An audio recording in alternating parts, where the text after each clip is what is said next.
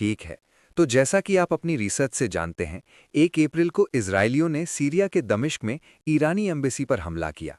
इसमें 7 लोग मारे गए, जिसमें उनके 2 कमांडर भी शामिल थे। ये सीधे तौर पर जंग का ऐलान है, क्योंकि एम्बेसी को ईरान की ही जमीन माना जाता है और ऐसा जानबूझकर पहले कभी नहीं किया गया। ये 2020 में उनके जनरल कासिम सुलेमानी की हत्या के बाद सबसे बड़ी घटना है, जब अमेरिका ने बगदाद में ड्रोन हमले में उन्हें मार दिया था। वो ईरान के सबसे बड़े जनरलों में से एक थे। ये दोनों घटनाएं हमें दिखाती हैं कि अमेरिका और इजरायल का ईरान पर भारी दबदबा है। पहली चीज है मिलिट्री ताकत। अमेरिका और इजरायल तकनीक में ईरान से बहुत आगे हैं। इजरायल से एक जेट आया और उसने दमिश्क में हमला किया। अगर आपने रिसर्च की हो तो आपको पता होगा कि कनाडाई एम्बेसी ईरानी एम्बेसी के बिल्कुल बराबर में है। लेकिन हमला इतना सटीक था कि सिर्फ ईरानी एम्बेसी को नुकसान हुआ, बाकी किसी चीज को खरोच भी नहीं आई। ये उनकी जबरदस्त टेक्नोलॉजी को दिखाता है।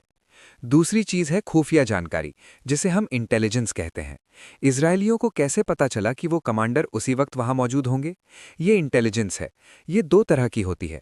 एक होती है सिग्नल्स, यानी मैं आपके फ़ोन को सुन सकता हूं, ट्रैक कर सकता हूं कि आप कहां जा रहे हैं, आपकी कार कहां है। दूसरी होती है ह्यूमन, यानी एम्बेसी के अंदर कोई जासूस था जिसने इजरायलियों को बताया कि ये मीटिंग होने वाली है। तो साफ है कि मिलिट्री ताकत में इजरायल और अमेरिका ईरान से ऊपर हैं। जब ये हमला हुआ तो ईरान को जवाब देना ही था। इसे ऑपरेशन ट्रू प्रॉमिस कहा गया। ईरान ने 300 ड्रोन और मिसाइलों का एक पैकेज इजरायल पर दागा। अब इजरायल कहता है कि हमने 99% हमलों को रोक दिया, हमें कोई नुकसान नहीं हुआ, हमारा आयरन डोम सिस्टम बहुत शानदार है, ईरान हमें छू भी नहीं सकता। लेकिन ईरान कहता है कि नहीं, हमने जानबूझकर हमला ऐसा डिज़ाइन किया था कि ज़्यादा नुकसान ना हो। तो अब सवाल है कि सच कौन बोल रहा है, इजरायल या ईरान? मैं आपको ये बताना चाहता हूं कि ईरान की बात पर भरोसा करना ज़्यादा सही है। और इसकी वजह यह है कि ईरान को अमेरिका और इजरायल के सामने बहुत ही ज़्यादा रणनीतिक और चालाकी से चलना पड़ता है। भले ही अमेरिका और इजरायल के पास मिलिट्री ताकत ज़्यादा है, लेकिन सिर्फ ताकत होने का मतलब ये नहीं है कि आप जंग जीत ही जाएंगे। मेरा मानना है कि ईरान और इजरायल एक जंग की तरफ बढ़ रहे हैं और हो सकता है कि 2 साल में ईरान पर ज़मीनी हमला भी हो जाए। लेकिन वहां तक पहुंचने में वक्त लगेगा और सिर्फ हमला करने का मतलब ये नहीं है कि वो जीत जाएंगे। आपको अपनी रिसर्च से पता होगा कि 2002 में असल में अमेरिका ने ईरान पर हमला करने की कोशिश की थी। उन्होंने एक सिमुलेशन यानी नकली जंग करके देखा था, जिसका नाम था 2002 मिलेनियम चैलेंज। उन्होंने सोचा कि चलो मान लेते हैं हम ईरान पर हमला कर रहे हैं, देखते हैं क्या होता है। तो उन्होंने फौज को 2 टीमों में बांटा, टीम अमेरिका और टीम ईरान। अब अगर आप अमेरिकी फौज के बारे में जानते हैं तो आपको पता होगा कि ये इतिहास की सबसे ताकतवर फौज है। अगर पूरी दुनिया भी मिल जाए तो अमेरिका को नहीं हरा सकती। और ईरान एक गरीब देश है। लेकिन जब उन्होंने ये नकली जंग लड़ी तो पता है कौन जीता? ईरान जीत गया। ईरान क्यों जीता? इसकी वजह है एक खास तरह की जंग, जिसे असममित युद्ध यानी एसिमेट्रिक वॉरफेयर कहते हैं। इस विचार को समझना बहुत जरूरी है। इसे ऐसे समझिए कि मान लीजिए मैं और जैक दुश्मन हैं। हम एक दूसरे को मारना चाहते हैं। जैक के पास मशीन गन है और कवच है, मेरे पास कुछ नहीं है। अगर आमने सामने की लड़ाई हुई तो जैक मुझे मार देगा। लेकिन मान लीजिए मैं एक घने अंधेरे जंगल में रहता हूँ। वहाँ देखना मुश्किल है, लेकिन मैं वहाँ सालों से रह रहा हूँ, तो मैं उस जंगल को बहुत अच्छे से जानता हूँ। अगर जैक मुझ पर उस अंधेरे जंगल में हमला करता है तो मैं जीत सकता हूँ, क्योंकि मैं जाल बिछा सकता हूँ, मैं जैक को चकमा दे सकता हूँ। यही असममित युद्ध का मतलब है। भले ही जैक ताकतवर है, लेकिन क्योंकि मैं कमज़ोर हूँ, मुझे जीतने के लिए ज़्यादा दिमाग और चालाकी लगानी पड़ेगी। अगर आप ये तय कर लें कि लड़ाई कैसे और कहाँ लड़ी जाएगी, तो आप जीत सकते हैं। अब देखते हैं कि ईरान और अमेरिका के मामले में इसका क्या मतलब है। अमेरिका के पास बड़े बड़े एयरक्राफ्ट कैरियर यानी विमान वाहक जहाज हैं, जिनकी कीमत करीब $1 अरब होती है। वे बहुत महंगे और ताकतवर हैं। अब अगर ईरान अपनी पूरी नेवी को सीधे इस एक जहाज से लड़ने भेजेगा तो अमेरिका पूरी ईरानी नेवी को उड़ा देगा। इसलिए आप ऐसा नहीं करते। इसके बजाय आप क्या करते हैं? आप ड्रोन्स भेजते हैं, या ड्रोन्स का पूरा झुंड भेजते हैं।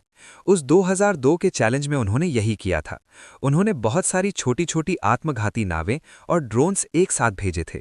सोचिए दोस्तों, अगर हजारों की तादाद में ड्रोन्स आ रहे हों तो आप सबको नहीं रोक सकते। अगर एक भी लग गया तो आपका जहाज डूब जाएगा। क्या ये बात समझ आ रही है? इसे ही हम असममित युद्ध कहते हैं। ये समझना जरूरी है कि इस तरह की जंग में आप खर्च को कंट्रोल करते हैं। जैसे अमेरिका का जहाज $1 अरब का है, ईरान का एक असली ड्रोन शायद $1000 का होगा, लेकिन उसके साथ वो $100 वाले नकली ड्रोन्स भी भेजते हैं। अगर आप ऐसे हजारों ड्रोन्स भेजते हैं तो खर्चा करीब 10 से 20 मिलियन डॉलर आएगा।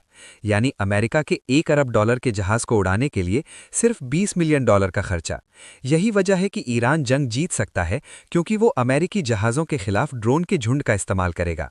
और अभी ट्रू प्रॉमिस ऑपरेशन ने हमें दिखाया कि ईरान शायद यही रणनीति इस्तेमाल करेगा। ईरान ने जो हमला किया उसका कुल खर्चा मुश्किल से 10 से 30 मिलियन डॉलर था। लेकिन क्या आप जानते हैं कि इजरायलियों को उसे रोकने के लिए कितना पैसा खर्च करना पड़ा? कम से कम $1 अरब। क्या आप समझ रहे हैं? ये हमें दिखाता है कि जंग में ईरान इसी चालाकी का इस्तेमाल करेगा और हो सकता है अमेरिका और इजराइल इसे न जीत पाएं। अब एक बहुत अच्छा सवाल है कि क्या अमेरिकियों को ये सब नहीं पता? क्या वो अपनी रणनीति नहीं बदलेंगे? जवाब है कि अमेरिका ऐसा नहीं करेगा। क्यों नहीं? बड़े साम्राज्यों की सबसे बड़ी समस्या क्या होती है? उनकी सबसे बड़ी कमजोरी क्या है? उनके पास बहुत ज़्यादा ब्यूरोक्रेसी यानी कागजी कार्रवाई होती है, लेकिन उससे भी बड़ी एक समस्या है। वापस उसी गेम पर चलते हैं। जब पहली बार में ईरान जीत गया तो अमेरिका ने क्या किया? उन्होंने गेम को दोबारा शुरू किया और दूसरी बार में उन्होंने सब कुछ पहले से तय कर दिया। अमेरिकियों ने कहा कि नहीं, ये तो चीटिंग है, तुम ऐसे छुपकर वार नहीं कर सकते, तुम्हें हमसे सामने से लड़ना होगा। और तब अमेरिका जीत गया। ये हमें अमेरिकी फौज के बारे में क्या बताता है? वो लचीले नहीं हैं, वो बदलना नहीं चाहते। बड़े साम्राज्य जिद्दी होते हैं और उनमें बहुत अहंकार होता है। वो अपनी कमियां नहीं मानते। ये वापस जैक वाली कहानी जैसा है। जैक अपनी मशीन गन लेकर जंगल में घुस रहा है और सोच रहा है कि मैं सबसे ताकतवर हूं। लोग कह रहे हैं, जैक उस अंधेरे जंगल में मत जाओ, ये बेवकूफ़ी है। लेकिन जैक कहता है, नहीं, मेरे पास मशीन गन है, मुझे परवाह नहीं। यही वजह है कि असममित युद्ध इतना असरदार है, क्योंकि ये आपको लचीला और क्रिएटिव होने का मौका देता है, जबकि बड़ी ताकतें अपने अहंकार में फंसी रहती हैं और बदलना नहीं चाहती।